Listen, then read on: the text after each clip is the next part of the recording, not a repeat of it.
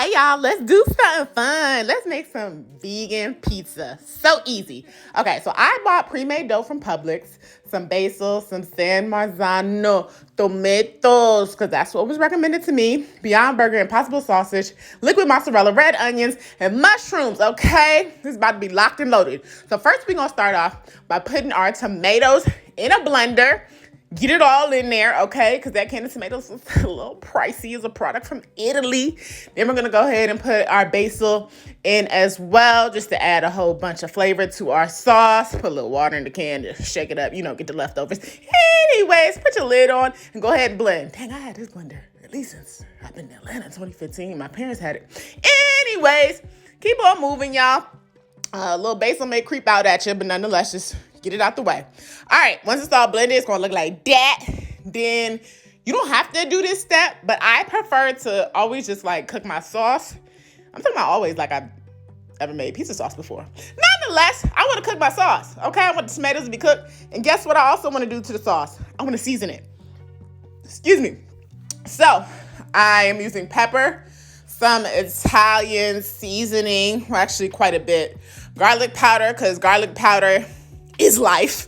Okay, if you ain't got garlic powder, then I don't know who you are. Onion powder as well. Some sea salt. Okay, salt straight from the sea. Okay, cayenne pepper. Add a little bit of spice in your life. I like a lot of spice. Whoever I'm with, I hope they like spice too. Then smoked paprika. I really, really like spice. Anyways, once you add all that, you're going to stir it up. Do, little darling, stir it up. Because sauce is our base, so we want it to have a lot of flavor. All right? Then I cut up some mushrooms. My cutting skills, y'all just pray for Big So. Okay, she out here making it do what it do. So I used a couple of the mushrooms. Then we're gonna go ahead in the oven. I don't even think it's my cutting skills. Really I just need some good knives. So if anybody wants to send me a knife set, please shoot me an email and I'll send you my P.O. box. But this is what we got at the end result. Now we got our cast iron skillet. We're gonna add some oil, how much of it you feel like you want to add. I started by adding the Beyond Burger and mushing it up with my hands. Who cares? I'm the only one eating it. Mind your business. I wash my hands beforehand. Or you could just use your kitchen utensil to break it up. Then going in with my Impossible sauce is spicy. This is why this thing came out spicy. Ooh, it's a lot of spice. Now, it's my knife. Because I'm like, why is this a struggle for me to get the sausage out of this pack? I feel like nobody be going through this type of stuff but me. So that means I need to change something in my life, which means I need a new cutting knife set. Anyways, I take in my favorite kitchen utensil, which is this rubber spatula thing. I really, really love it. And you're just going to break down. Actually, that ain't even the spatula. That's a spoon. Anywho, you're going to break down your fake meats and kind of make them into crumbles. Then you can go ahead and add your vegetables in.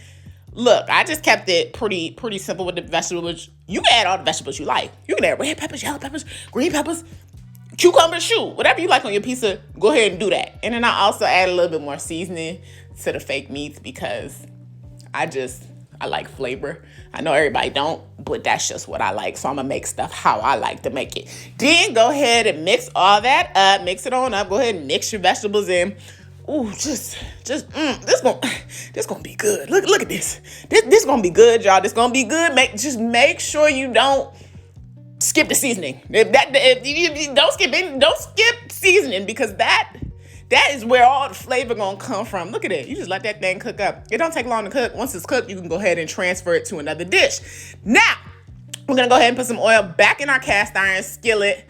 We're going to go ahead, use a paper towel, make sure the whole skillet got oil on it. And then we're going to go on with our dough, y'all. So this is my first time ever buying pre-made dough. So, your girl was like, hold on, hold on now. All right now, it's sticking together. My hand's supposed to be wet. What was supposed to happen here? I said, all right, well, we're going to pull this apart, without ripping it. And it is pre-sliced.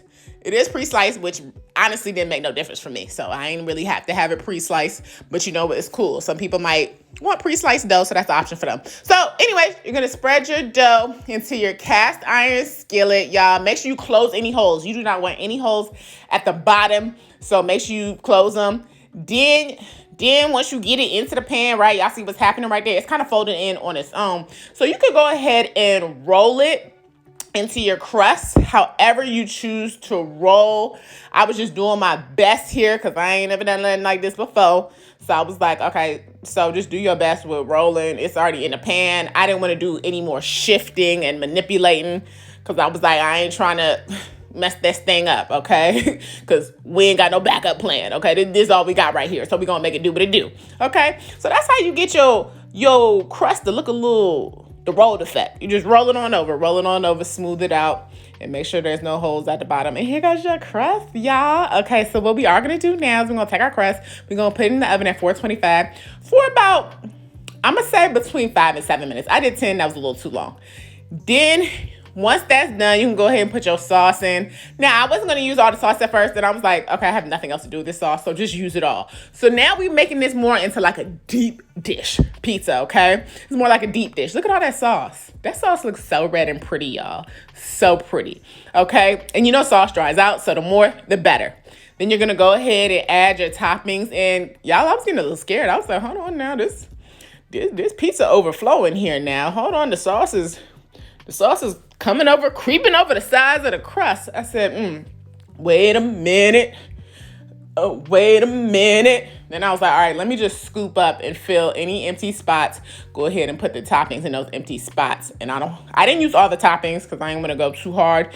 Then I went in with my vegan liquid mozzarella and I drizzled as much as I could. I did about half the bottle. I would suggest you do more.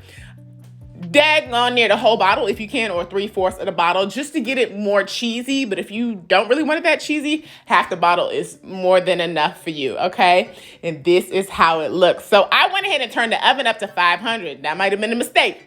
And I was like, okay, I'm gonna put this in for about 10 to 15 minutes. Y'all look at my curls, popping.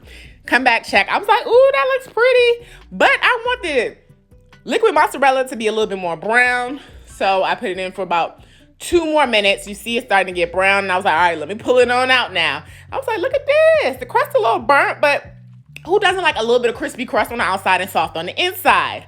Y'all, I made my first vegan pizza at home. Y'all, I was, pat on the back, Big So, because you did that. You did that. It's still bubbling. Okay, now, well, y'all see, now, let's just, God bless it. All right, y'all. It was a bit of a struggle cut for this pizza, but let's go ahead and eat this thing. It's damn near a deep dish pizza at this point. All right, let's bless the food. Amen, amen. Okay, now we know the dough is really cooked. It's really cooked. Never had none of this before, so none of this mozzarella, nothing. So let's, bon appetit. Let's go on with another piece. Now the spice is right. So yeah, the spice is right. Now cutting this dough now, very crispy. So it's very, just give it another taste. Okay. So the impossible and the ground meat is really good. The red peppers, the mushrooms, the tomato sauce, great. Lots of flavor in here, y'all. Jam-packed with flavor. Y'all saw I seasoned the Impossible and Beyond as well as seasoning the sauce. The thing that's missing for me is more cheese. So I probably should have used the whole bottle of liquid mozzarella. Another suggestion I have is adding mozzarella shredded cheese to it as well to give you that extra cheesy flavor. So while this is good, great combo, y'all know I'm gonna eat it all. The thing I would do next time is add more cheese. And I would also cook the dough for a little less time in the beginning, now that I know I'm gonna cook it for more time in the end, because I really want the cheese to, get that, that melty texture. All right, y'all.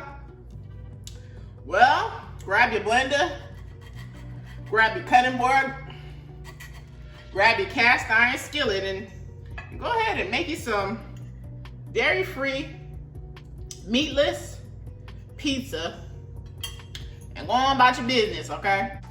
This good, y'all. So I'm having a good time now. The crust is Crispy on the outside, soft on the inside. There's a lot of spice right now going on. If you're not a spice person, I would say omit the smoked paprika and cayenne pepper, and you'll be all right. All right. Thank y'all so much for tuning into my first time making a pizza at home. You know, even when I was eating meat and dairy, I didn't make no pizza at home. So thank y'all so much for tuning in. Stay tuned, because we never know what I'm gonna cook next. And if you have any suggestions, drop them in the comment box below. I'll see y'all in the next video. Peace.